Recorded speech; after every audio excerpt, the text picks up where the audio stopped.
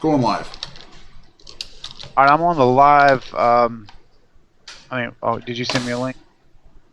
If you're on the channel, it should show up anytime. I'm on the channel and it's not doing shit. Oh, it says waiting for. Waiting for. It should catch up here in a second. Oh, testing. Are we live yet?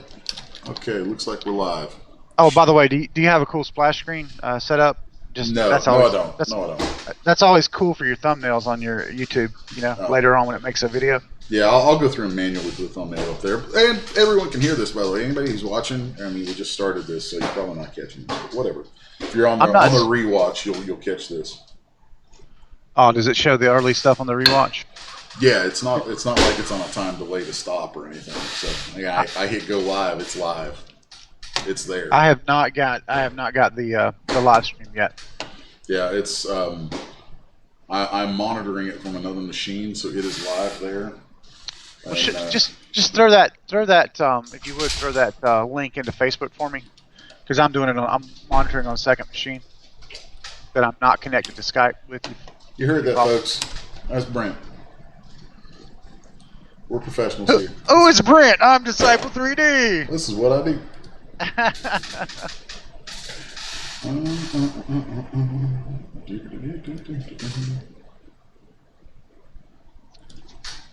Usually I get a pop-up though. That's odd that I didn't get that. Channels, discussion about, subscribed, subscription. You got the link now. I'm not understanding why the subscription did not cause it to pop up for me. No idea. That's important, you know. Okay, I mean I see it, so it's all copacetic. All right. Well, folks, here we are. Anybody that watches this after the fact, you probably heard some goofy junk at the beginning. I'll see if I can go into YouTube and cause it to start later. I know there's a way that you can do that, so it actually starts when I really want it to start instead of with the goofy run-up junk. So anyway, we are live with the second installment of what I hope to continue doing as the Sixus1 podcast, lovingly titled, like I was calling it, Pencils, Pixels, and Polys. I'm still up in the air of whether to keep that. I do have the brand and channel and all that stuff saved for YouTube, and might roll that out at some point just as something specific. Can I call your attention to an extremely... your audio is really obscured by that squeaking chair. Oh, yeah, my chair started squeaking. Oh, that's such crap. All right, so no turning on the chair. Got to remember that. Yeah. All right, I'm going to start propagating this. Propagate it. I'm going to propagate the beeswax out of this. Mm-hmm. Okay, here we go. Propagation begins now.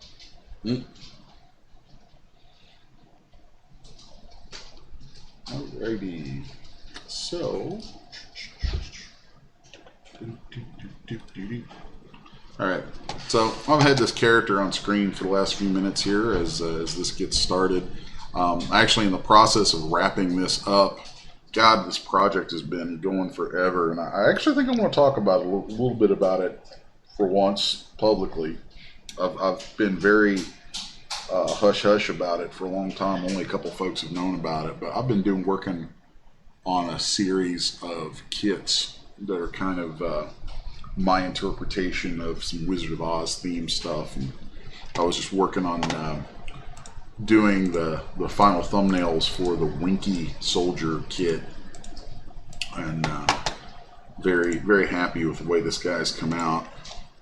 So we got some nice renders here. Lots of fun. Let's make this go to there we go. Run through these images. Now, some of these are renders from my friend Winky. She does some really cool stuff. I like these. So if you're just joining us and you see that face there, or the face that was at the beginning, that's from this guy. And so coming to some store near you. your favorite 3D content store, whatever that may be, sometime relatively. I don't know when, but I know it's going to be sooner than later. So it's getting close. You've been working on this for about a year, haven't you? Yeah. It seems like it's been a minute. Yeah. Well, you were actually working on this when I was up there. That's been months and months. Yep. Yeah. So that was the Winky. Here's the witch is set up right now as 2 kits. Like here's the. Now there's a pressure washer going on behind you. I don't know what's causing that noise. Oh, that is Janice. The kitchen. It's completely open from here into the kitchen for folks who don't know, and like you can hear like water and stuff from in there. Yeah, Brett said it sounded like a pressure washer behind me. Yeah. So, but anyway, here's what the witch's character pack. That's it's a the sculpt and all that kind of stuff looks like the skin and everything to it. Of course, that's just a generic bikini from Daz that I'm using for these shots. Then here you can see her, see some of the outfit elements from the outfit kit and the shaping on the face. There's a lot of cool stuff going on there. So one of the things that's really cool about this kit is I isolated each section of the face. So there's like brow, nose, cheeks, mouth, chin, ears. And here you can see those like dialed in, separately from each other. So that's kind of cool. I thought folks would really dig that. And there's the obligatory clay renders. Yeah. So yeah, I'm pretty happy with that. Let's take a look at the outfit. Is the part that I got most excited about. I really love my design on it. So it is, for the Daz Studio users who might watch this, this is all like deforced and stuff, and it's but it's also fully rigged. That dress has extensive rigging inside it. Pardon me while I take a drink of my coffee. So then this is a shot from Winky. Really like some of the renders that she was doing with this.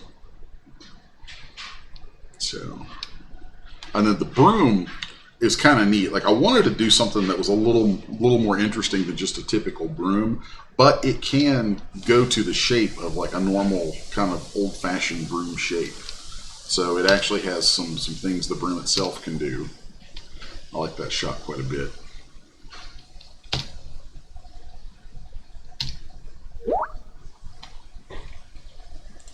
Oh, just got a message from Winky there. I need to minimize Skype. This is so funny. I should probably pop on the Skype and let her know something from another machine, but I can't do that yet. So this is one of those moments when my day kind of is compounding upon me. It happens. So, but here's the clay shots of that outfit, and here you can see too. There is actually undergarments included with the outfit. And here are the shoes. There's a lot to it. It's a really it's a full featured kit for a full featured witch. So I'm very happy with that. Then give folks a first look here. I called this the Ozopithecus. It's my flying monkey. And the flying monkey was actually the very first thing in this whole series that I did quite some time back. So, and this is not deforced strand fur. This is polygonal fur. I like the new deforced strand stuff, but I had already built this polygonal fur, and I tinkered around with going to strand fur on this, but I didn't care for the way it was working out. So I stuck with this, and yeah, which I think is perfectly fine. So I still find some benefits to going polygonal versus strand, and that's maybe a subject we can talk about at some point. So, yeah, but I really dig that. It's a nice shot there, just showing him without the outfit on, because there's like a ton of sculpting and details in there, and the rigging stuff involved with this was really kind of crazy. Loads of fun. So it was very cool. But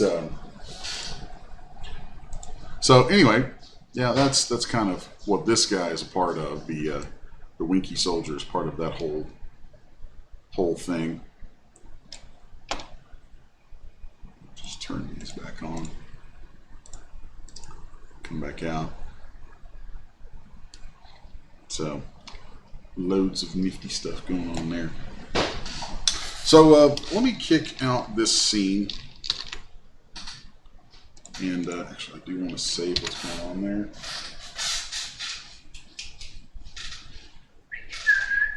Oh, pardon me.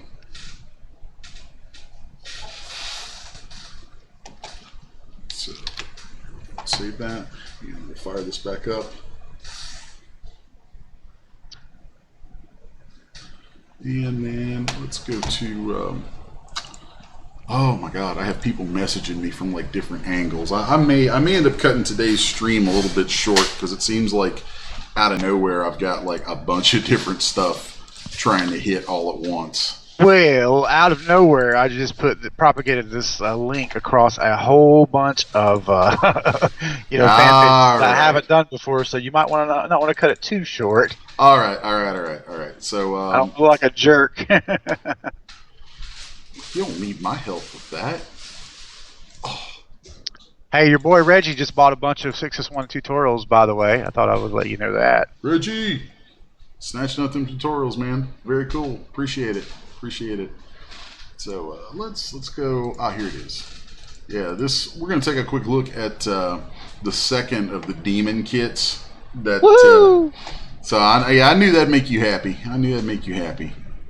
So we could have a gunfight between the demon cowgirl and the demon cowboy. Oh, and that's a comic that I want to read right there. The Dusty kit that we showed some stuff about in the last stream. I got word today is coming out from Daz on October 1st. Oh, cool. Yeah, actually, most of the time that's something that I put something up with Daz, it's like a lot of times the stuff will sit and take weeks to even a couple months sometimes to get a release date, but that one, they got hot on that one and just just for the record, I still do not have those final files from you. I'll send them to you shortly. So this second kit in the Disciple 3D and Sixus1 Demon series is called Demon Abaddon. And Abaddon.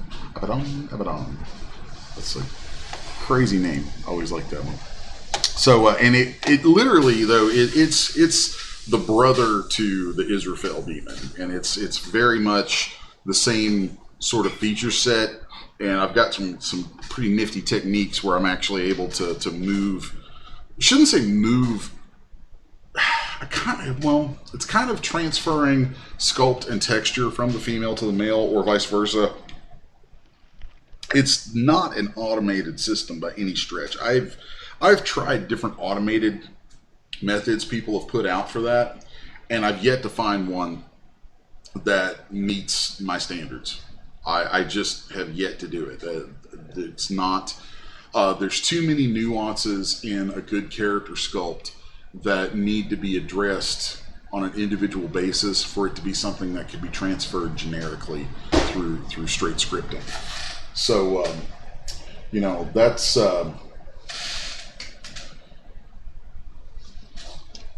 that's I don't know. I guess I've got a method though that I like to use for stuff. So let's take a look at the actual character itself first. And we'll get that loaded up. I know my chair is squeaking, I can hear it. So trying to cut down my background noise a little bit. You'd have to be deaf not to. Yeah, bite me. One of these days, I'll come up with some kind of a like soundproof backdrop for myself so I can keep. Well, a good rule of thumb is like instead of having like the rocking articulating chair, if you just had a wooden chair with padding, that's what I use. And I did it for the same reason that you need to do it. Yeah, I should probably get one of those for just when I'm doing this kind of thing. just for my day-to-day work, though, I actually work from 1, 2, technically 3 different workstations in kind of a C shape around me, so I have to be able to spin. So, you know, it's kind of part of things. So, anywho, let's see what's going on here. Does this? Okay, yeah, all his stuff is on. So yeah, here's what the male version of this concept looks like. Let's kick this over into Array. I wonder if it probably kept the background setup that I had in there from the previous session, and that would be okay because it was pretty cool looking.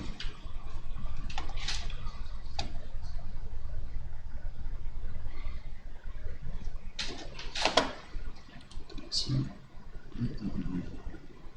I'm just waiting for that to load up. There we go. That's not bad. That's not bad at all.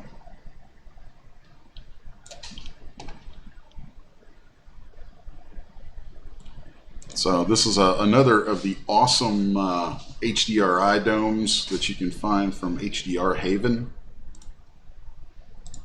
And maybe sometime we should do just like some stuff talking about the setup on those, because they have a very consistent layout to their HDRIs, and once you get a good setup in your render settings for one from HDR Haven, then you can drop in a lot of their other HDRs to there, and it'll almost be a one-to-one change out. I would really love to have a preset for that. That's awesome.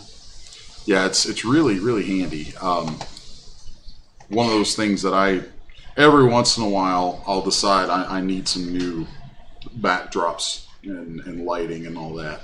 So I'll go grab a few more from them, and they've really become kind of my go-to place for stuff. I use their stuff in my promo images a lot.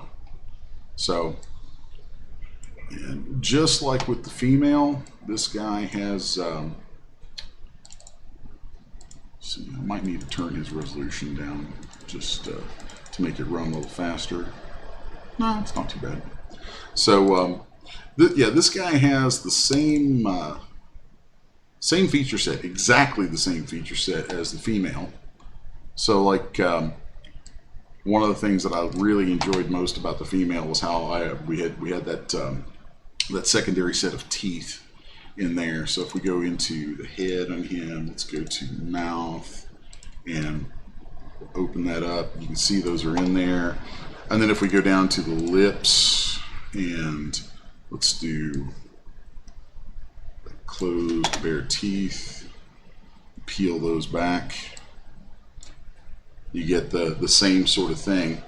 And then there's the same feature set with this, again, same feature set as with the female, where there are materials and setups here that load on portions of this on top of other characters, and that's pretty stinking cool. So like if I'm gonna go ahead and kick him out from here, and let's just grab a I don't know, let's find a Genesis 8 male character to throw in here for a moment. So let's go down here, we'll go to people, Genesis 8 male characters. Oh, let's let's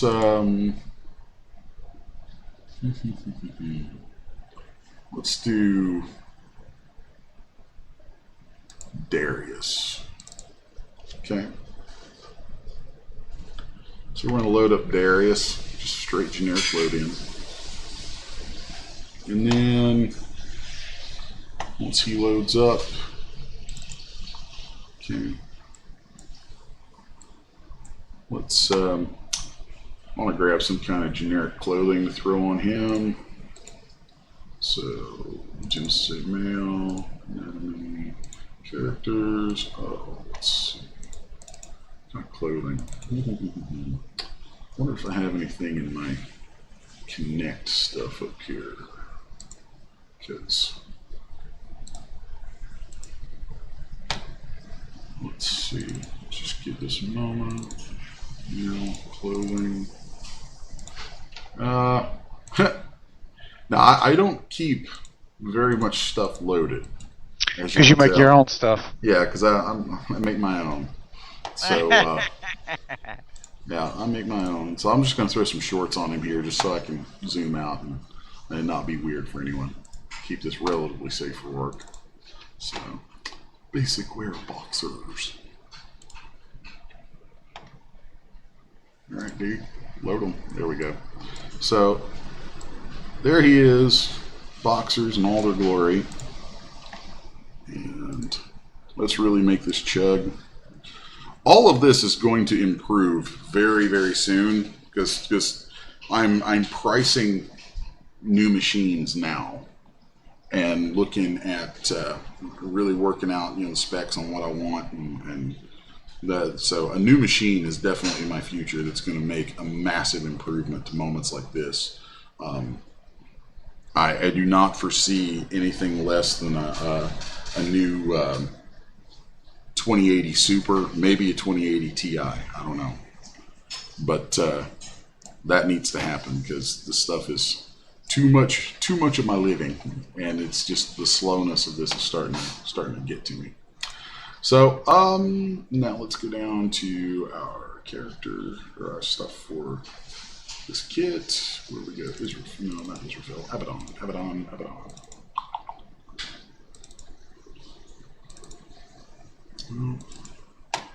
Where did he go? There it is. Too many things loaded up.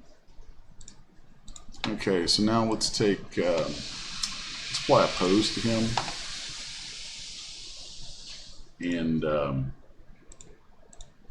let's just do something like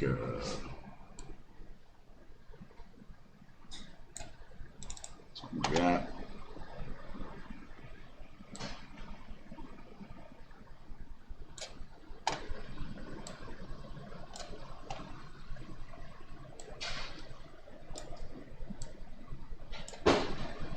There we go.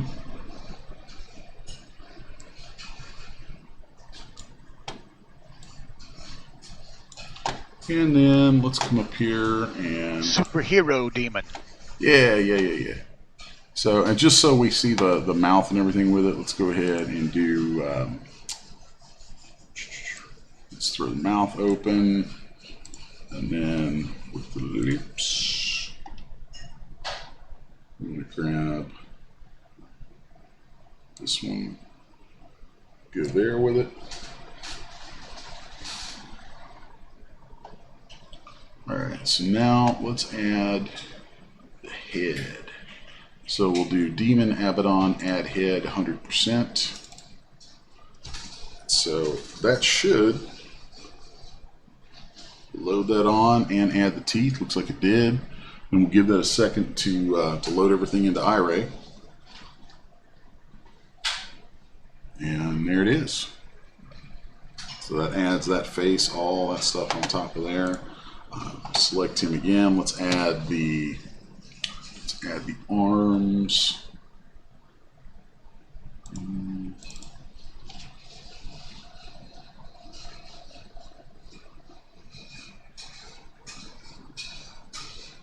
Okay. Give that a moment to chug.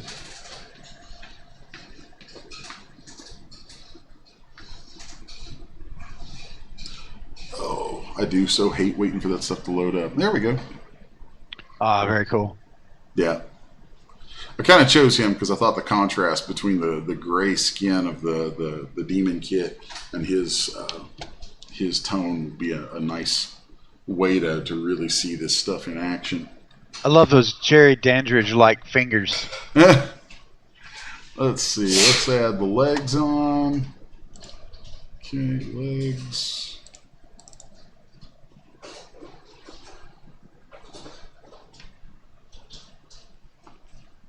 Okay.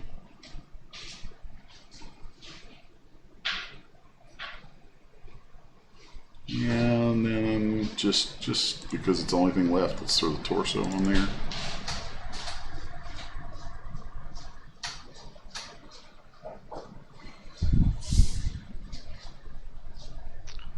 Remind me where that lip curl back morph is at.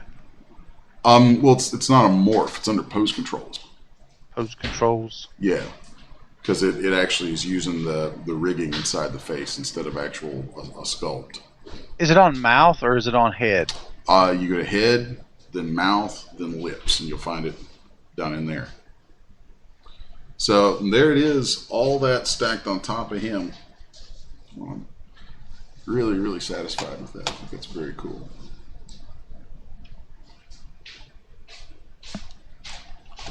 Looking good. Yeah. Yeah, I dig that. I'm very happy with how it came out. And I also, for me, just on a technical level, I really like doing a kit like this because it, like, part of the value in this stuff for folks is all the different characters and kits that they collect and all that.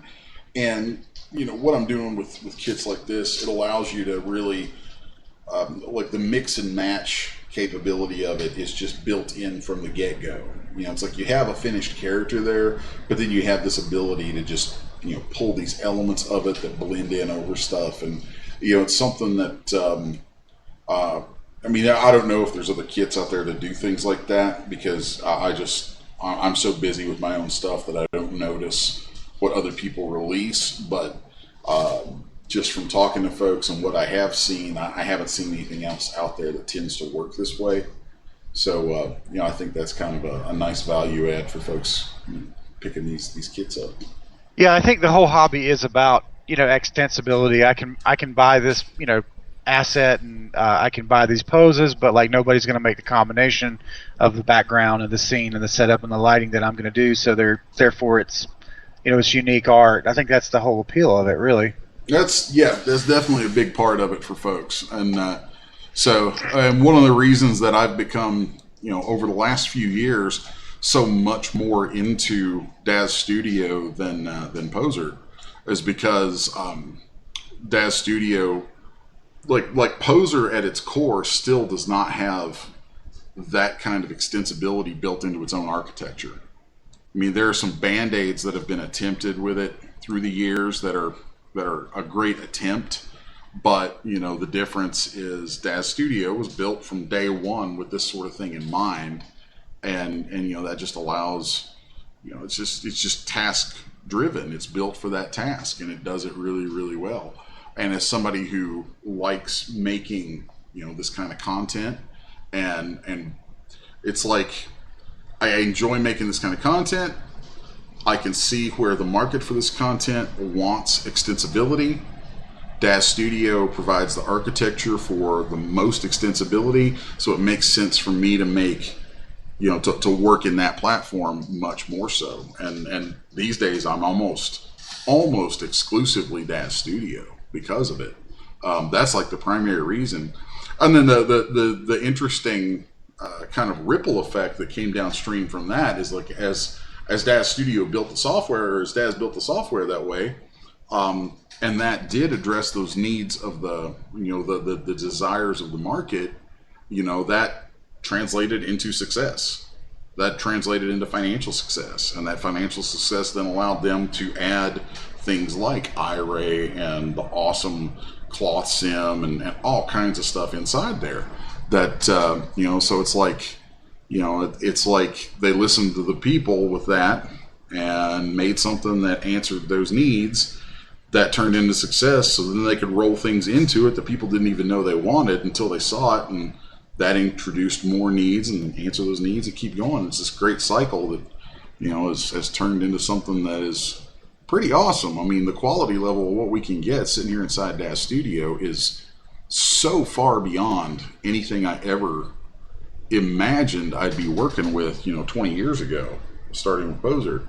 So, or at least not in the hobby market. I mean, like you yeah, and Maya and all that. Yeah, not in this level. I mean, because this has been, you know, like the whole hobby market of 3D content has been a place for me to basically take my quote unquote, you know, high end skills from being a TD, and which, for those who don't know, TD is kind of industry speak for technical director.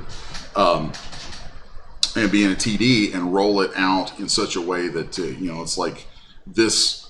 There's a never-ending appetite for what I can bring to the table in this market. So it's like when you work in film and gaming, which is kind of outside of this content market. Those are my primary areas.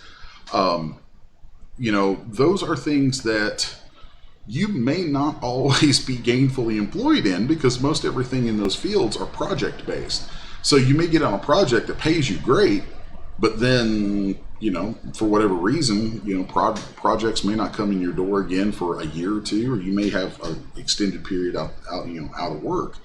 And it was very early on seeing that, knowing that was the dynamic there, and then seeing that this presented a market, an avenue that I could just keep doing the work I like doing, get it out there to people, and they can enjoy it, and it would keep my bills paid and everything. That's been kind of a cool thing. And then as Daz Studio has grown, I mean, Poser was really where it started, but then Daz Studio came along at a time when something new was probably needed. And I wasn't sold on it at first, but looking back now, I see what they did, and I got to give credit where credit's due.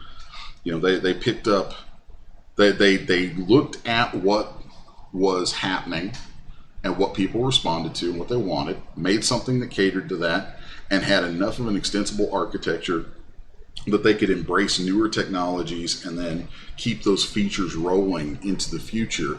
Whereas Poser, bless its heart, Poser, just that architecture, there's never been a full reset hit on that program.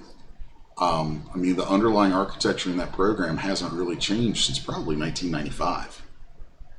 So there's a reason it's kind of dated. But fortunately, there's Daz Studio has done what it's done, and so for me, it becomes this place where I can still I get to stay on the cutting edge of stuff, using iRay and physics-based shading and all the cloth sim, and then the rigging inside it is so similar to what I do as a TD and like Maya.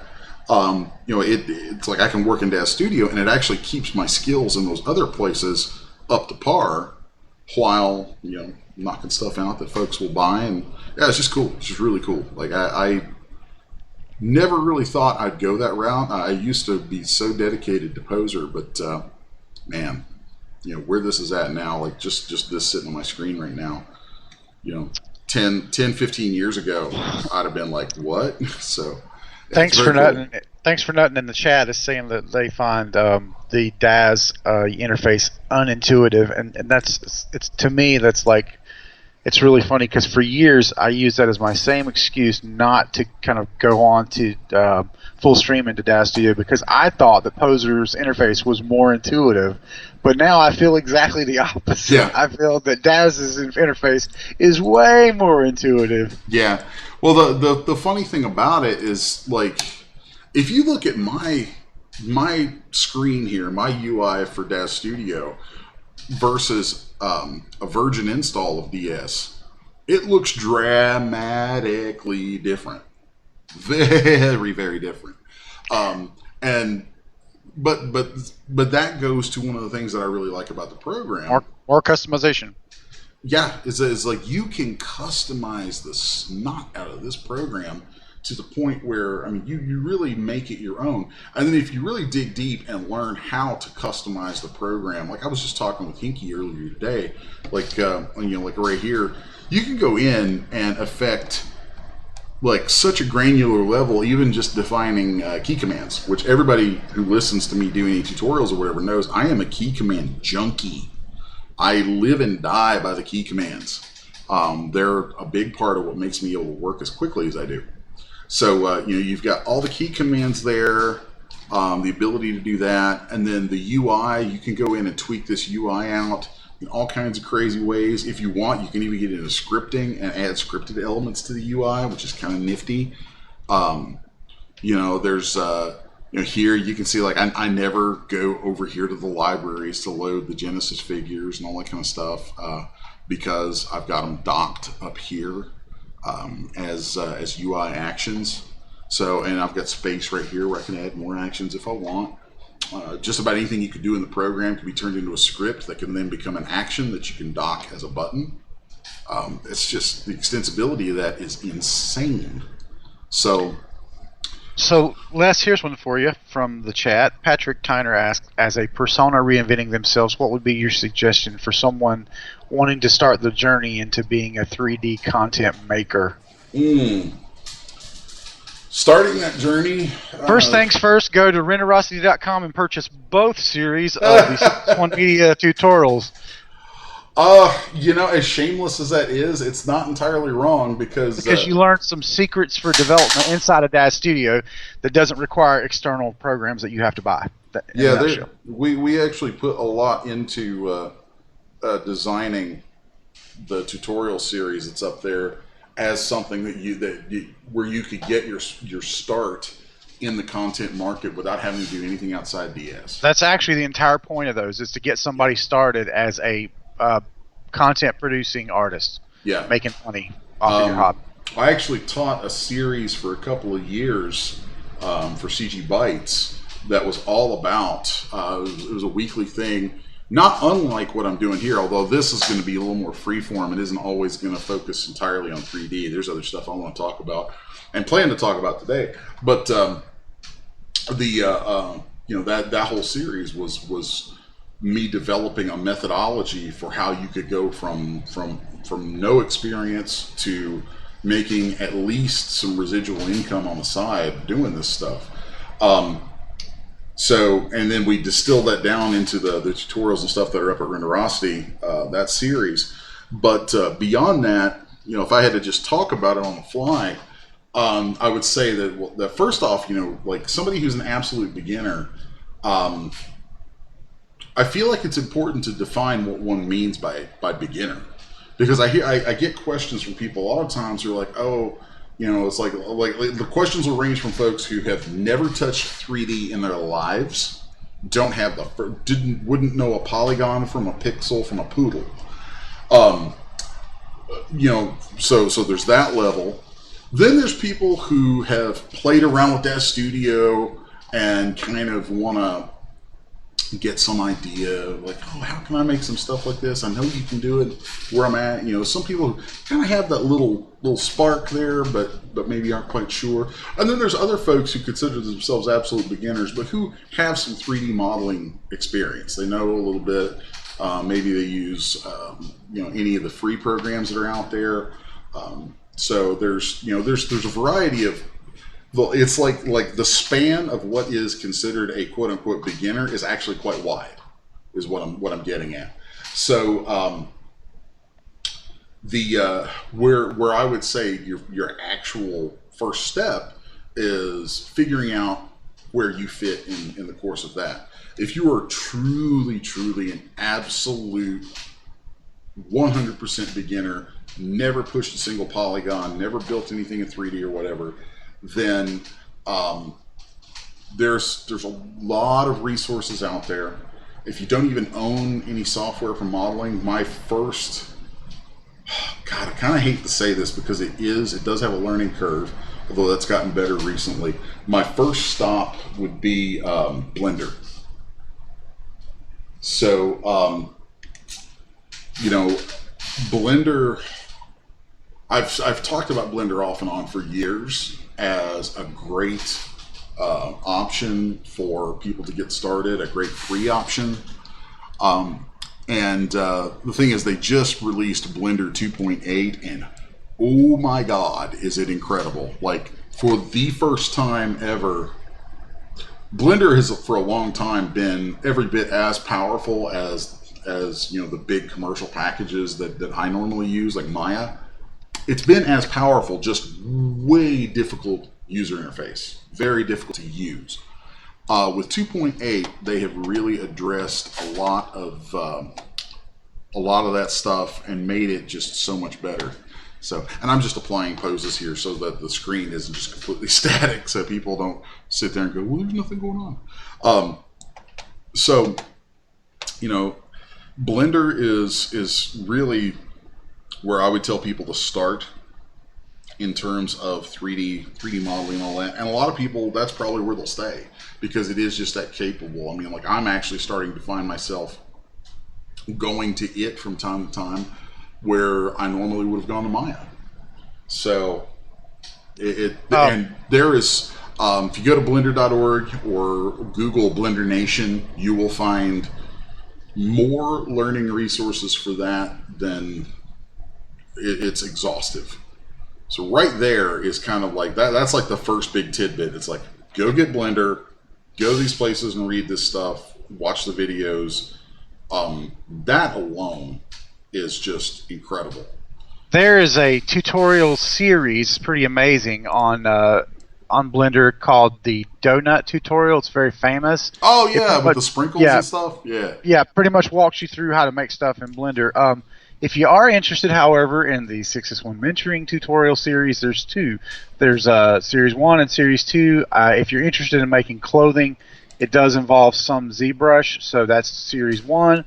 If you're more interested in making like landscape and prop type products with sets entirely inside of Daz Studio, that's Series 2. So check those out. I'll put those links in the window for you.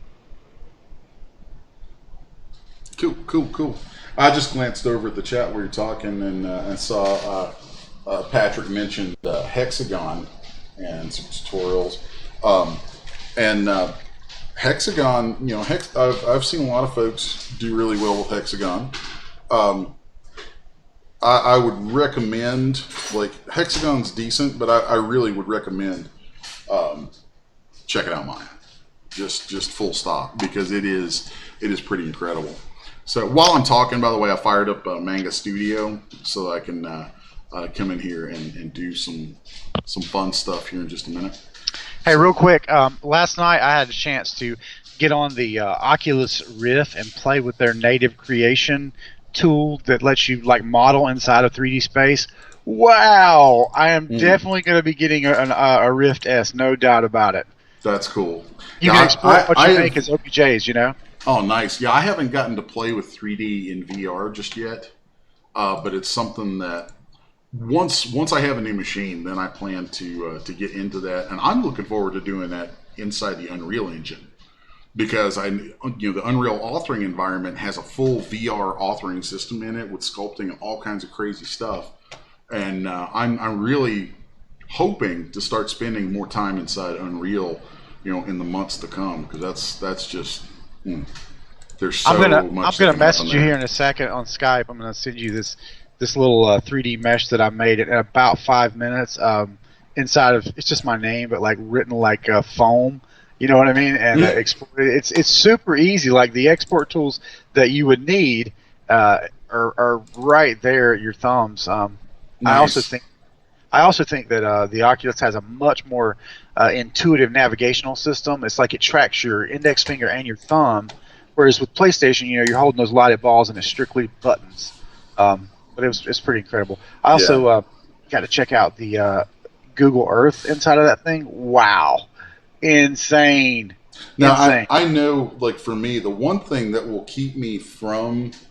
always bring me back to working like from my Cintiq is that as of yet there isn't a VR solution that allows you to have like pressure sensitivities and stuff like that. Wrong, because it does that as well. That was the first thing I checked for, because I knew you were going to say that.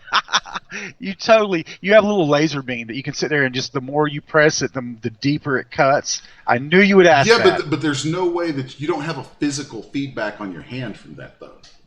Well, there is no physical feedback on your hand. Yeah, and that without that tactile thing, but it's the amount that you press the button. So I mean, I guess in a way, that's yeah. I mean, it's kind of a workaround, but that's definitely for a traditional artist. Not even talking. That's apples and oranges. Not even traditional schmaditional. Well, I mean, that's. I don't draw, so it don't confront me. Yeah, see, I everything I do starts as drawing, man. It's like, and that, which is funny, talking about people beginning and all that kind of stuff. It's like, I would tell anybody at any stage of this stuff, for God's sakes, draw. Please try. Please try. Because if you don't have any drawing skill at all, yeah, you can still do it, but you are going to be at an eternal disadvantage from those of us who do. There's just no two ways about it. No two ways about it. It's brutal. I really think that the power of this is taking people that don't have the skills to actually sculpt like you do. Like, you're very familiar with moving things around in 3D space and actually moving the object. The layperson like myself, who's not a traditional artist, if I can walk around it, I can certainly sculpt on it. But like the idea of having all these like advanced mouse shortcuts, you know, just right there at hand, knowing exactly how to do it. I mean, there's a learning curve on usability for anything, but I think that's what, to me, like, made it appeal, you know. Yeah. Oh no, there's definitely something to that. I sent you that OBJ on Facebook, by the way. Okay, yeah, that's what that little alert was that I heard kick through. So, but yeah, as far as getting started and everything, that's definitely, you know, at least a few ideas on some places that I would tell you to start looking. So yeah, you know, that's kind of that. Let's see. Let me. I'm gonna grab my pen. I fired up Mega Studio because, like, when I'm doing these streams now, I really want to be able to kind of bounce around a little bit between the 3D stuff and then comics and other things like that, and just stuff that's interesting to me. And I notice we're coming up on an hour in, so. One of the things that I kind of want to touch on is, or just kind of do from time to time, is actually just be on here drawing, because I know a lot of folks have enjoyed that in the past when I've done it, and it's always good for me to be able to kind of sketch and whatnot. And also, it's something that, it's kind of a segue out of what I was just saying, is like, if you're into the 3D stuff and you're trying to be into the 3D stuff, you know, I will always say, draw. Try to draw, even if you suck at it. Try. I mean, it's one of those things. It's like, even if you're bad at it, still doing more of it is the only way to ever get better at it. So, but then the actual act of drawing is just, there's so much more to it. You know, it's like, you could do it on paper. You get your ideas down. You can do all kinds of stuff. There's other things besides the content market that you go into with it. It plays into what you'll do with design. It's like, and it's so fundamental. And it's also, there's a certain kind of artistic freedom that you get, like knowing that you could shut your computers down, go grab paper, and just sit and create something like that is hugely empowering. So, and even though I'm not doing this on paper, I'm on a Cintiq right now, the technique is the same. So yeah, anyway, with all that kind of thing in mind, like from time to time on the stream, I want to just like take something, just sketch something, and kind of talk about it. Maybe it'll be something that, you know, a subject that, you know, comes up that we're talking about or whatever. So I was actually, it's kind of funny. I was thinking about SpiderMan earlier, and some of the stuff now. Like, there was news today that SpiderMan rejoins the MCU. It's actually for 2 movies, and, you know, so there's that. But I think that's cool, you know. It's like, I'm kind of excited about that. So thinking about that, I'll probably sit here and start to doodle something Spider-Man related. I actually tend more towards Spider-Man's villains than Spider-Man himself. I was never a big Spider-Man fan. But let's see.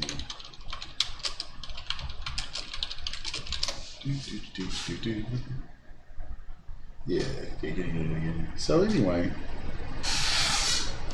why not throw up some Green Goblin action? So if I'm drawing, you know, my comic book stuff, I almost always start with the head, and then let's do kind of action line for the spine. And then I like to always kind of have this angle going back and forth here. This is something too, like I don't know how many folks know or even care, honestly. But something that I do outside of the content market, 3D stuff, is I teach art classes at the local, there's an art center here in the town that I live in. And they have this art center where there's all kinds of cool stuff. There's like some resident painters and things there, and it's pretty neat. I'm in a college town. It's got kind of an artsy vibe to it, and they have it's actually for the county, not the town. So yes, this is correct pronunciation, is Rowan, not Rowan. This is Kentucky. The county is called Rowan. If you must say it with two syllables, it is Rowan. Most of the people around here will say Rowan. I know that's weird, but when you hear me say Rowan, that's what it is. The Rowan County Art Council.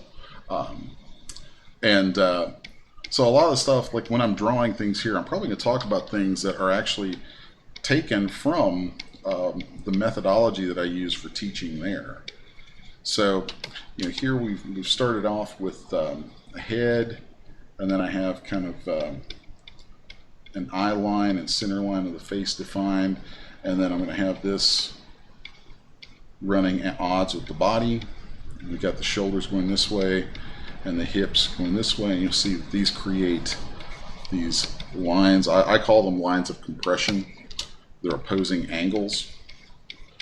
And then if I do an S line down the body, and then we can throw this stuff here. Now let's take these hips and let's go this way. And then this is going to be a deeply foreshortened leg. And then I'm going to throw the other leg going down this way. So here's like a knee. And then let's bring this on down here. I'm really going to foreshorten this deeply. Okay.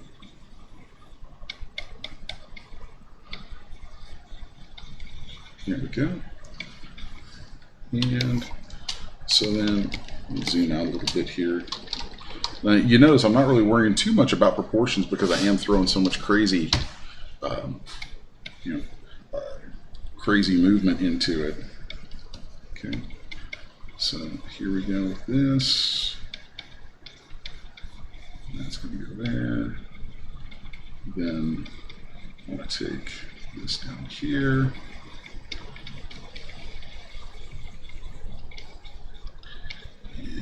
And where do I want to go?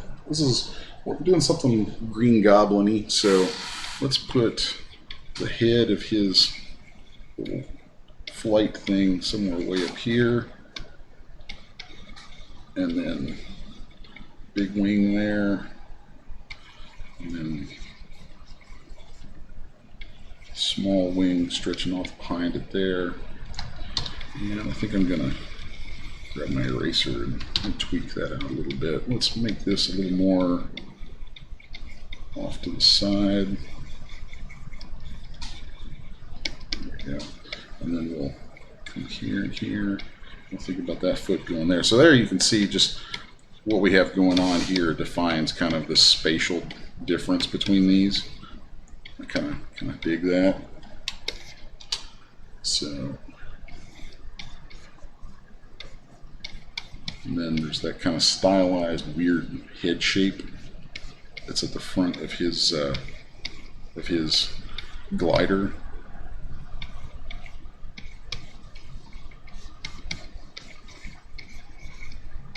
There we go. So yeah, man. Spider-Man's going back to the MCU. I'm happy about that. Very happy about that.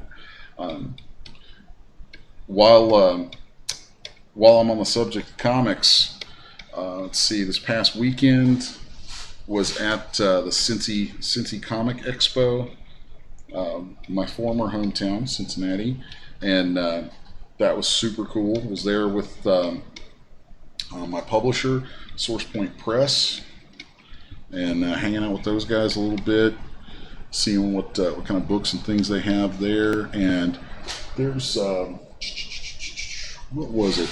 I'll tell you what, give me just a second. I'm going to step aside and grab some things because there's a book that I want to give a shout out to, and I want to make sure I get it right. I'll be right back.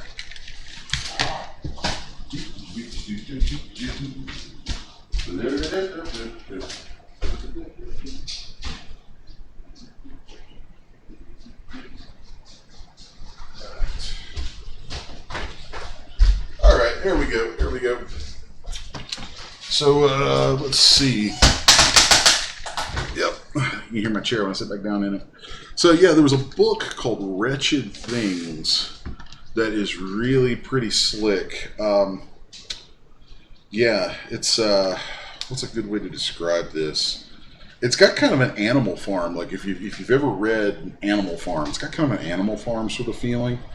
So it's this crazy idea of it's a story about these rats, yeah, like rats and mice and spiders who decide they're going to mount a revolution against the humans in the house where they live.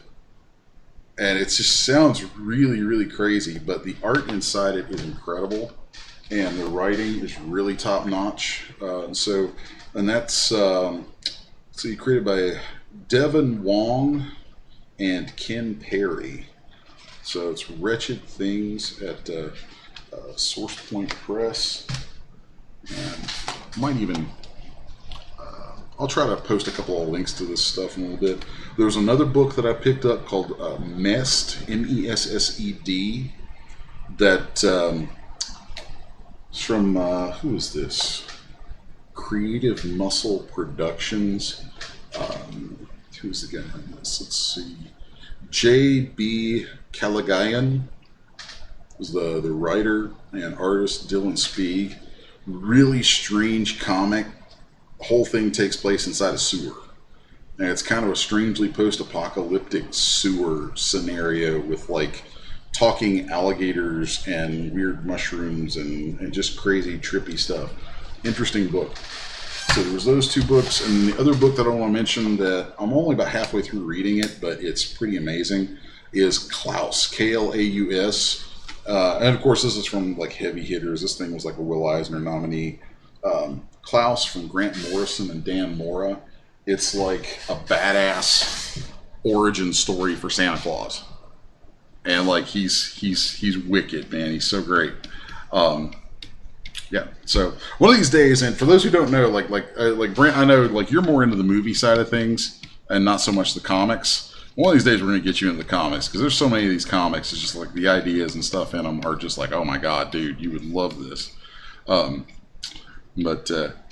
anyway, let's throw a little barrel body here on that, and then there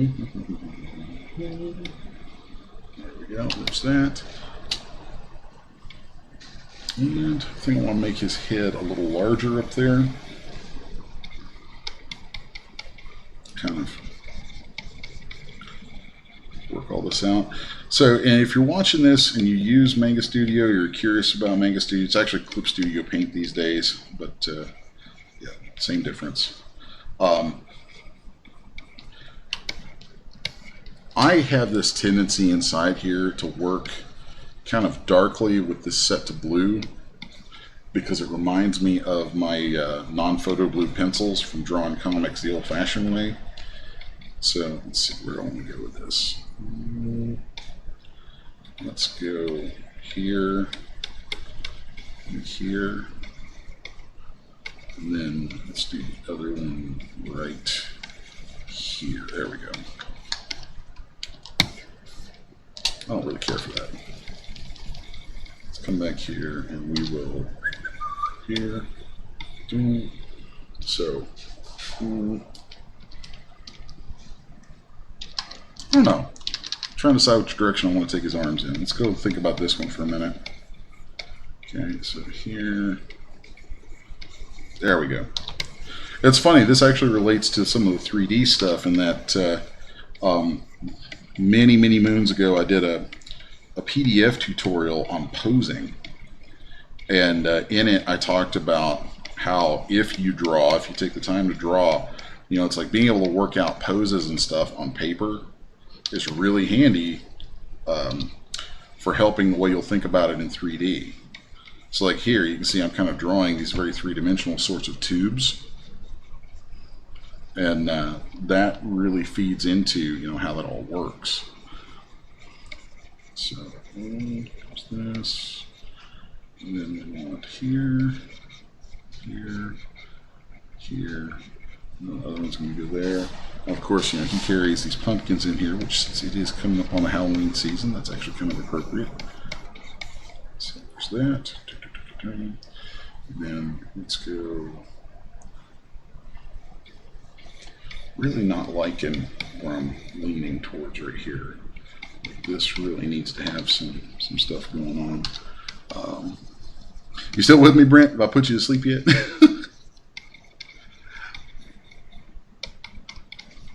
He's not responding. I think I lost Brent, guys. Let's see here. I'm going to come up here.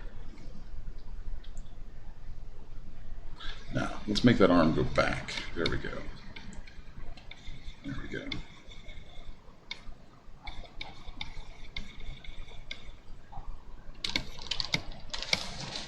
Not feeling it.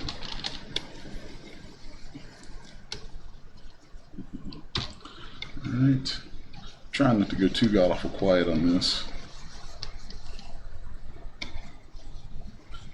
Sometimes adding some little anatomical stuff in will help give me a better sense of where I'm headed.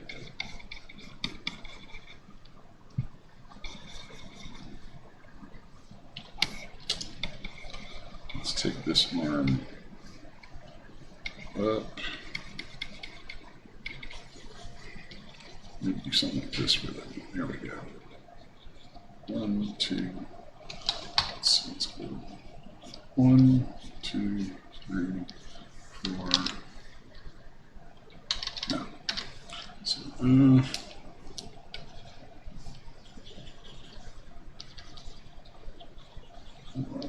2, 3, 4. There we go. There's that.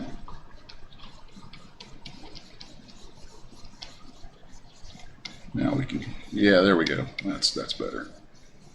Sometimes you just got to play around, you know. That's a lot of what this is. Playing around with the shapes and forms and getting the attitude right and the angles and everything, you know, kind of worked out. All right. There we go.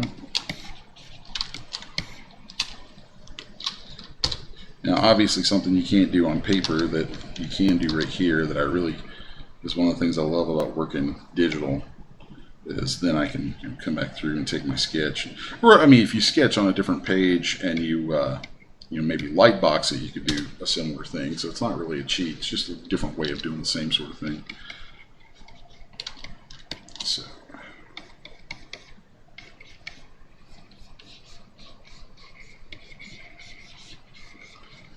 Yeah, there's that.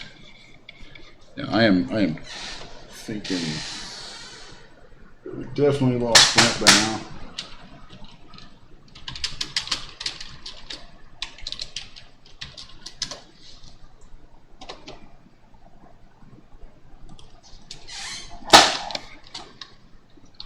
Alright. Now, I probably won't take this through to like full completion today, but you know, it makes for a good sketch to have on here. Maybe we'll come back and work with it a little bit more some of the time. So there, we'll start to add his little booties. I always love how the Green Goblin has these weird little booties. Yeah, it's like the pointy-toed, goofy booties. It's just the weirdest thing to me with that character. And the pirate boots, you know, it's like. Well, here's kind of a nifty thing too. Here we can use the flow of those boots to help project this knee more to the front.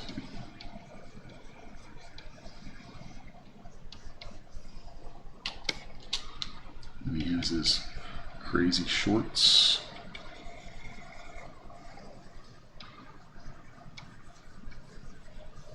Right, there's that. And then let's run that around there because he has his little pouch. I'll just indicate that back in there like that. Alright.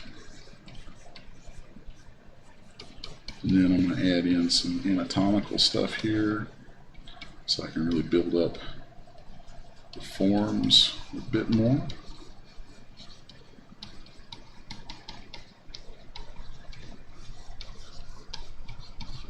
Okay. And this is just underdrawing right now too, so it's not like it has to be all that great. 1, 2, 3. Okay. And let's zoom back in here just a little tiny bit. So I'm going to totally change the direction he was looking in from earlier. You can give him kind of an upward glance.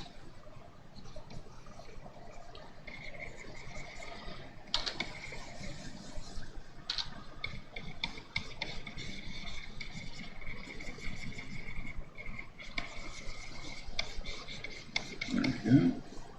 And then we got his ears off to the side, which if I put those down here, it's going to reinforce that he's looking up. And then let's bring his hat.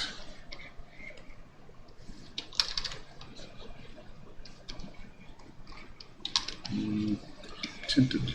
Do I want to trail it off like that? No, I want to go right here with it. There's his ear. Let's come back in here.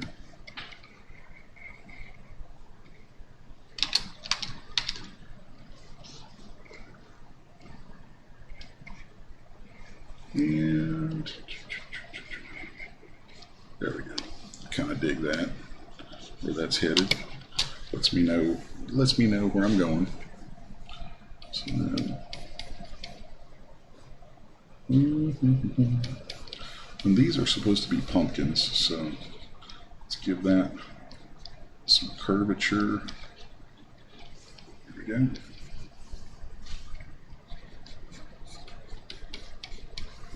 And he wears gloves, so add some of that.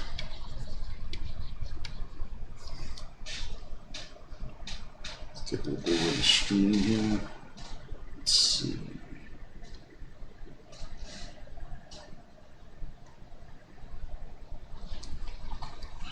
And let's come back over here and add some stuff in here about this glove. We'll see on the stream, there was mention of Ace of Clay. Man, that dude's channel is awesome. He's got so much cool stuff on there. I really like playing around from time to time. If I don't get a whole lot of spare time, but every once in a while I like to break out some clay and mess with that. And maybe that's something one day we'll play around with, just so you guys can see how utterly awful I am at that. God, I'm bad at it. So now let's throw nose in here. And of course, he should have kind of this prominent sort of thing going on here. So I'm going to come in and which way do we want our light source to go first off? So let's say we got this guy right here casting light in this. So we got light coming from here and we got light coming from here.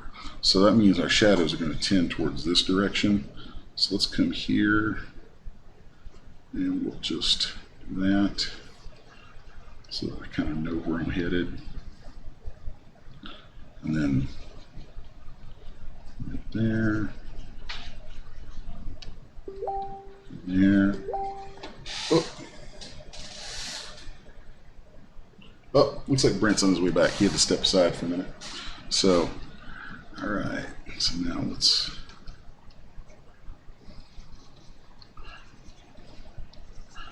kind of play with the mouth, and I'm going to let that guide me as I redefine where his chin and everything's falling here.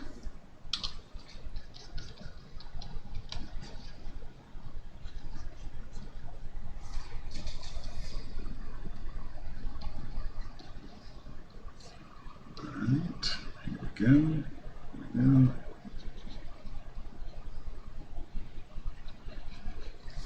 If you guys dig this stuff, I have to check the schedule. At some point, they were talking about, like we were looking at scheduling another series of my my classes and seminar sort of things at the round art council for the arts, and I'm thinking about trying to maybe live stream those.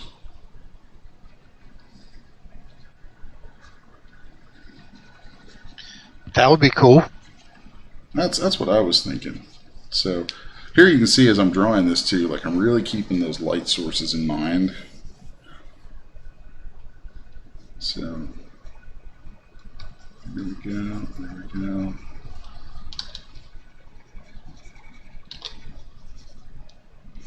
Yeah, yeah.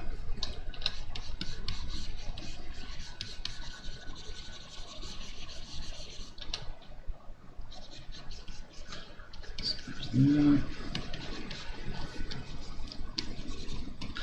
Yeah, I'm not sure. I really haven't been keeping track of the time on this. I know I haven't been on this drawing for very long. So that's kind of cool, actually. I have this tendency, I'm very time conscious, so I have a tendency to try and keep it kind of a running track of how much time I'm spending on a drawing. But here I'm going to go to like a larger pencil size and kind of block in some areas of shadows that I know I'm going to want. And I'm leaving kind of the back there open for rim light.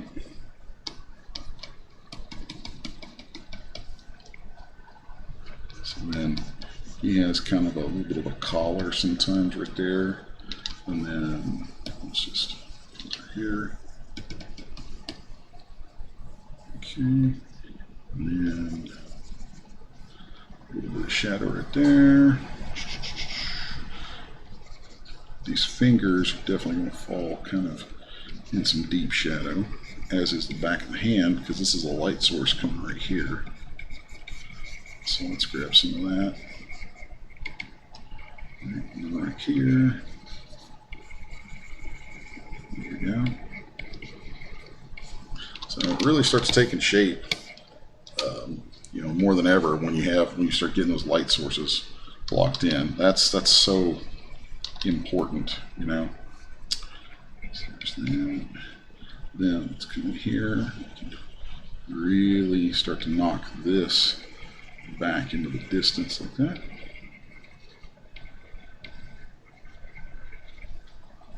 Okay. And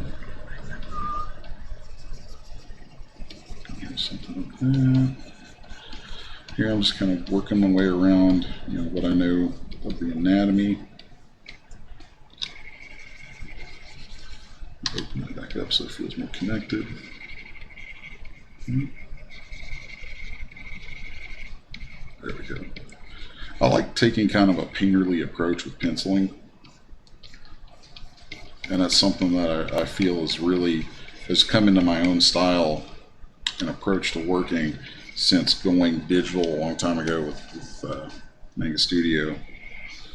Because, you know, I can switch back and forth between really tight, you know, tight tip to a really broad stroke, and it makes it, it makes it very, very painterly, which allows me to fill in a lot of space with just a couple of quick strokes. And that it's funny how much weight that can end up adding to what you're doing.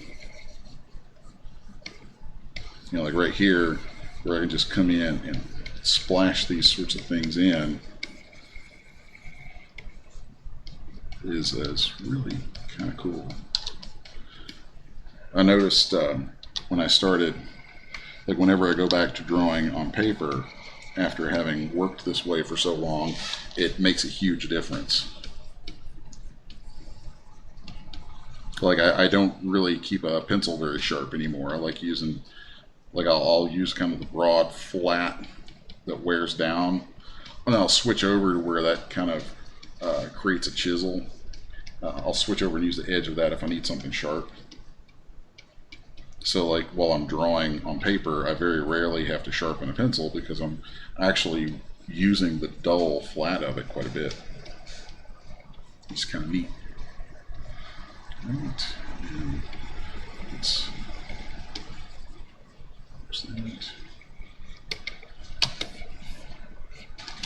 And this is the first time I've ever drawn a Green Goblin, so it's kind of a maiden voyage for that. I've never, of all the characters I've drawn at conventions for people and stuff through the years, like no one's ever asked me to draw the Green Goblin. I'm like, that's really strange.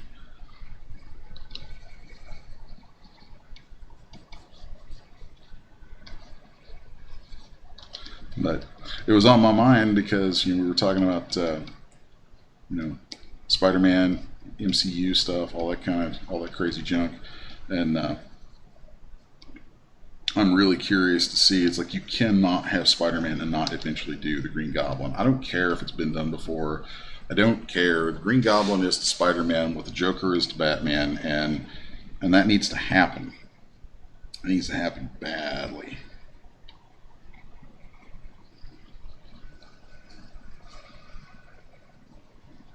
So, speaking of which, looking forward to that new Joker movie. I know a lot of people are real excited about it. Some people are already trying to poo-poo on it because that's what they do. They look for things to take a dump on. But I think it looks like it's going to be really good.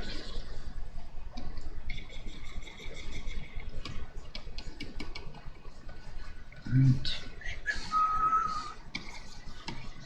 he doesn't normally have a whole lot of muscle definition. His clothes are a little looser fit than your usual superhero, supervillain fare, which is kind of nice.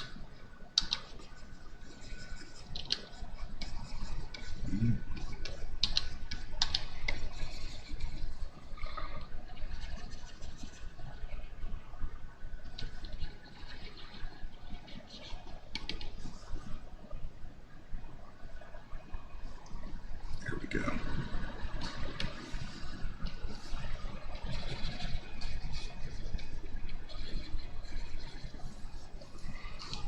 Yeah, it's just a quick little sketch here, Mr. Goblin. These little guys should be sort of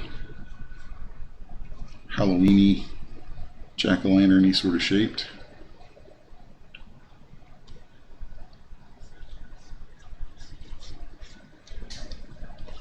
Yeah, they do have little tips on them.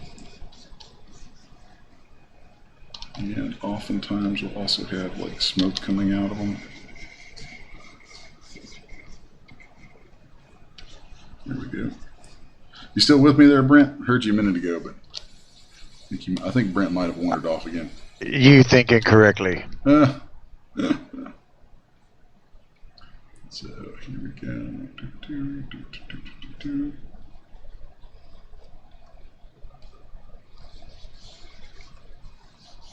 There's that. Let's put that in there. And roll it out from that one. Yeah, this is pretty decent rough, I think, for something like this. I think maybe I need to look at my work schedule and kind of plan out some things. I have a cover painting to do that I'll probably do digitally for a book from SourcePoint, one of their other creators' books. And I know I've got maybe a week or two for the deadline on that. I got to look it up, but that might be something that we want to do some live streaming on, just talking about painting and digital painting and working on book covers and things like that, because that's something I'm doing more and more of these days. It's kind of cool. How much time would it take you to finish this, like, all the way full color and everything? As a painting, I'd probably put about another 5 or 6 hours into it. As a pen and ink piece, probably about another 2 or 3. But with pen and ink, well, I say I don't normally do colors, but on Apocalypse Girl, I'm doing my own colors, which I despise doing. If anybody watching this wants to do colors for me, let's talk. If you're really good at it, when it comes to comics, I can and like working on my comic, I know I'm a jerk, so so be forewarned, because I have a real high standard that I'm shooting for the book. But Yeah, I hate coloring so much. I hate it. I like painting, but painting and coloring are two very different things. Very, very different things. Like they don't even just past color theory. Once you pass color theory, there's no real. They're hardly even remotely the same. Coloring comics is, a lot of folks think that it's like coloring a coloring book almost, and couldn't be further from the damn truth. Good comic book coloring will make or break a comic. It can ruin the artist's or the penciler and inker's work. It can affect the flow of the story. It's just awful. It's like crazy how much the coloring can affect the comic. And I actually detest doing it. So by the time I finish a page, I'm already so tired of looking at it that I do not want to have to put color in it. I just could care less. It's like I want it gone. So that's not a bad quickie little sketch of our guy here. I'm gonna go through and change this. So this is something, if anybody comments or whatever, if they like this, maybe it's something I'll come back and do some more on at some point. Let's see. Like that. The whole smoke tube going off in the distance is kind of fun. So yeah, that's some fun stuff there.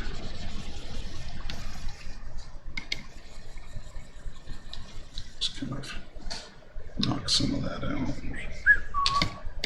So yeah, anyway, I think I'm gonna call that for now. Save it, and it's there as a mainstream character piece I can come back to at some point. I think I'd probably go through and kind of tweak a few things out on it, but it's not bad for a quick sketch on the live stream. So I'm gonna pop over and take a look at the chat. It's nice to see some folks hanging out in the chat. It's pretty cool. Let's see. Now Patrick says yes. Please finish the Goblin. All right, I'll have to come back and finish that at some point. So yeah. Anyway. Britt, anything you wanted to touch on, or any subjects you want to toss out for this week's show, as it were? I don't know. What are you watching any movies this week? Movies this week. I am definitely before the weekend is out, I'm going to catch the new Rambo movie. I have. That was just what I was thinking. I'm thinking I may catch that this afternoon. I passed it last weekend because I had a lot going on, but I was between that one and Ad Astra, but the more I watched the Ad Astra, it seemed like it was a whole lot of drama and just a little bit of action, So, yeah. I don't know. Yeah, I'm not, I don't know, Ad Astra, I'm just like, there's a part of me that's feels like it's probably going to try to be, hyper intellectual, cerebral science fiction, and I get it, I do. But by the time my day is over and I want to go watch a movie, I want to sit down in the theater and watch a movie, I want something that's going to entertain me. I do not want to sit for an hour and a half to 2 hours and be bombarded with a lot of conceptual stuff necessarily. It's like if you can hit me with high concept and make it fun, awesome. If I got to choose the high concept or the fun, at that point when I'm spending my entertainment dollars, you better give me the fun, because I'm just not down for that, man. It's like I have enough hard stuff to think about and deal with, with business and stuff from day to day. It's like no, just stop it. Oh man, I can't believe this. It looks like they took it out of my local cinema. Oh. But yeah, the new Rambo looks good. It looks like a good stopping point for the old boy, and I'm happy about that. I think that should be good. Now the last movie that I saw, just a few days ago, I saw for the second time It Chapter 2, and I will say that I enjoyed it a lot more the first time. I enjoyed It Chapter 2 a lot more on first viewing than I did second. On a second viewing, I could see where a lot of the complaints people had came up. There are some things people complained about that I think are silly things to complain about. My personal feeling is that with the exception of James McAvoy and the dude playing Mikey, I can't remember the actor's name, the guy playing Mikey, those two actors were great. They were awesome. Everybody else felt stiff, felt like cardboard to me. My issues were not with the performances or the casting. It was with the storytelling aspect of it. I pretty much tanked this movie. I saw the first one, and I thought it was cool. The issue, even the book, I could criticize, fairly for this, and that's just that it goes. King is known for doing the over the top like backstories, like where he just goes so deep into each little tertiary character. And in the case of It, we get to see all that. We see all their motivating backstories as kids, and then we see the exact same shit as adults. And I'm like, come on, 3 hours long? You couldn't have cut one of those freaking flashback scenes? Yeah. And then on top of that, and I love CGI, but to me, CGI is not as scary as a real guy in a real makeup or a real puppet or whatever. If it's not done right. I mean, it can be, but if it isn't done right, like there's, because I make a lot of my living off being a CG artist, and I'll be the first one to say, it's like, if you're going to use CG for stuff, it better be because that's the right call. There are moments in It Chapter 2 where CG was the right call. There are a number of moments in It Chapter 2 where CG was, not only was CG not the right call, but the design aspects chosen for the shots and the scenes were chosen because they felt they had the freedom of CG. And it led to bad choices from the outset. And that, see, to me, like, I have no problem with CG itself. I love CG. I think CG is a tool that can be used well. But I think the freedom of CG actually ends up getting these directors and producers in situations where they're like kids in a candy shop who no one can say no to.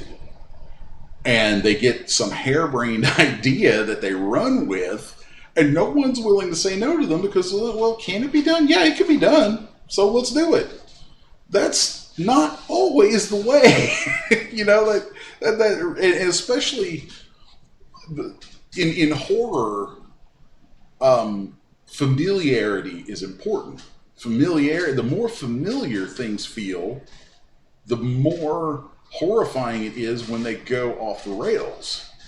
And when you start breaking that familiarity in such a fantastical way as they did in the big sequences at the end of It Chapter 2, it's not scary. It's just not scary because you broke familiarity.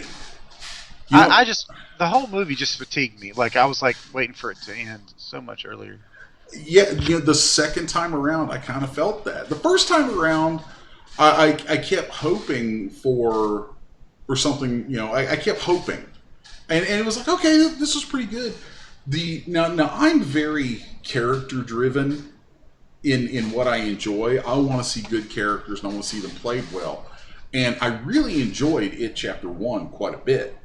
And this I will happily go on record as saying the kids in Chapter 1, because that was all their movie, like, all the scenes in Chapter 2 that I truly enjoyed were with the kids. The adults, the only scenes I really cared for were Mikey and McAvoy. Mikey and what's the character's name? Billy, I guess? Is it Billy? I forgot. Anyway, but that's exactly how memorable it is. You see? I mean, it's just there you go. It was just, that was weak. It was weak. And I would say, even though I love James McAvoy, I'd say it was probably his weakest movie I've ever seen him in. Because it's like the actor can only do what he's given to work with, and he wasn't given all that much to work with, at least not in comparison to the kids.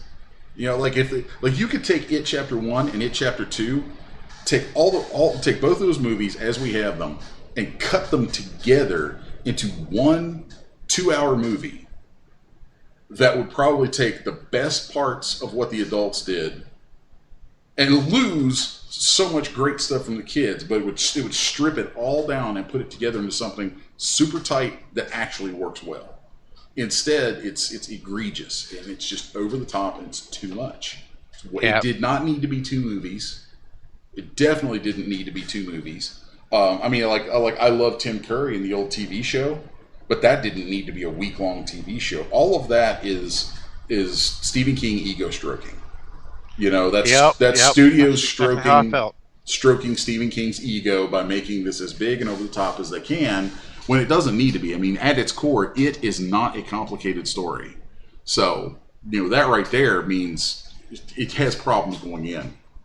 But Chapter 1 by itself was a better movie. And entirely because those kids, for whatever reason, I feel like those kid actors nailed it. Like, I was excited for It Chapter 2. I was like, yeah, man, these kids really nailed it. If this continues, you know, if they carry the ball like that in the second one, man, this is going to be so awesome.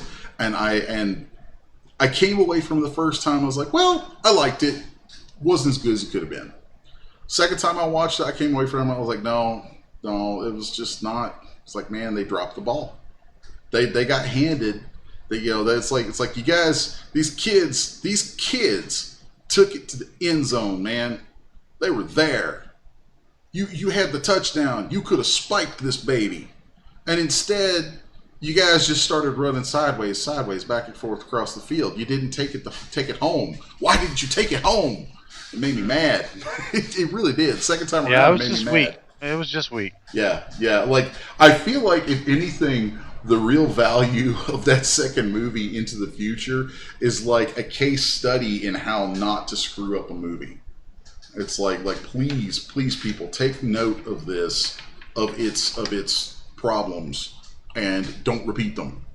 You know, now getting into specifics in the movie itself, the actual the CG. There's the kind of the old lady character. That was the scariest thing in the movie to me, and it was in the trailer.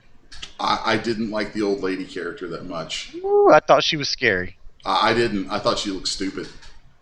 The actual actress playing the old lady, I liked. I would have been happier with that if they just did some super cool makeup on her and maybe CG'd those extra mouths onto her throat. Maybe did some of that. I was actually referring to her performance. Yeah, I mean, I didn't feel like she needed to be a giant CG monster. Yeah, when they turned her into a giant CG monster, I was just like, damn it, stop it. It's like, there's ways CG could have been used there in conjunction with makeup on that actress that could have been super cool, and instead they went. It's you know, it's like the line in Tropic Thunder, man. It's like you went full retard. Never go full retard. They did. They just they didn't just gild the lily, man. They dipped it and then threw it in the toilet with that. It was like, stop it. But you know, and you know, there was that was rough. That was really rough. And then at the end, you know, the kind of spider Pennywise was tired. That was just awful. Like, I loved the thing now where he's got the flip top head, and that was all some stuff that to me was very. There were some things there that were that needed to be CG'd. There were a number of things there that were good things to CG. There was lots of things that shouldn't have been, and the whole spider aspect of him to me was just a bad choice. Like, I've read the book. I know there's a spider aspect to the character, and I think they could have chosen a completely different.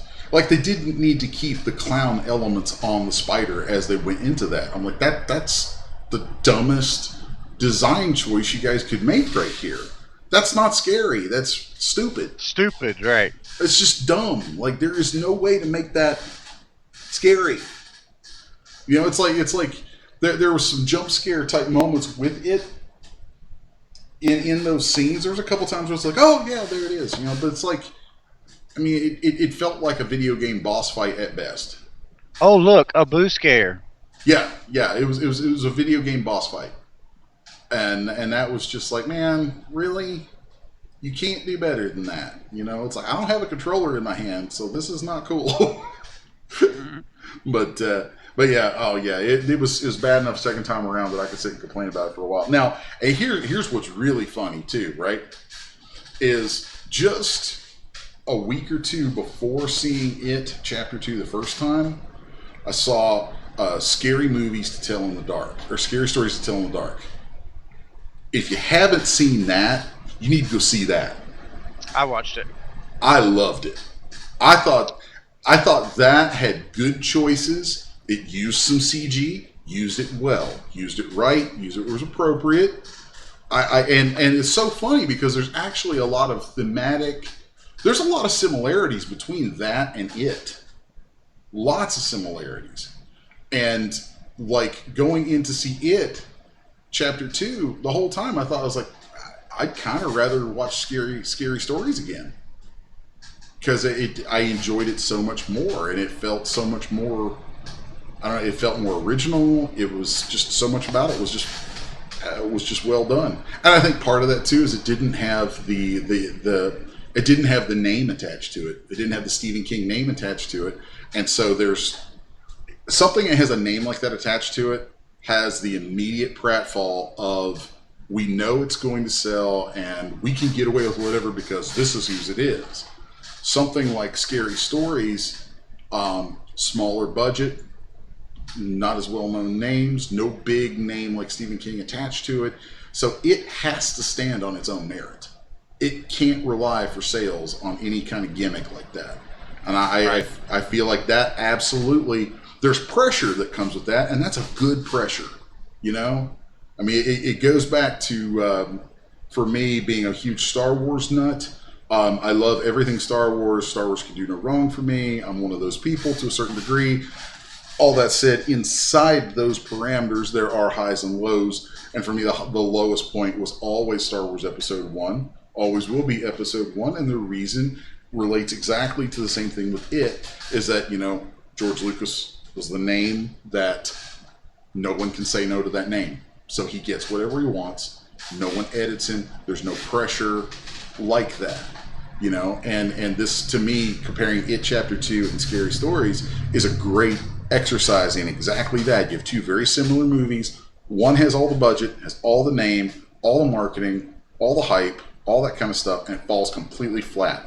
The other one, a fraction of all that and pressure. It's like, yeah, if the guys who made this, you want to make more of these, this thing has to perform. Boom, they rise to the occasion. You get something that, you know, to me, it was one of the most fun horror movies in a while. So, yeah, that's that. So, anyway, well, touching on movies for a minute. I got to get my camera and stuff set up at some point, because I love at points like this where we just kind of get into talking about, you know, whatever goofy junk and whatnot.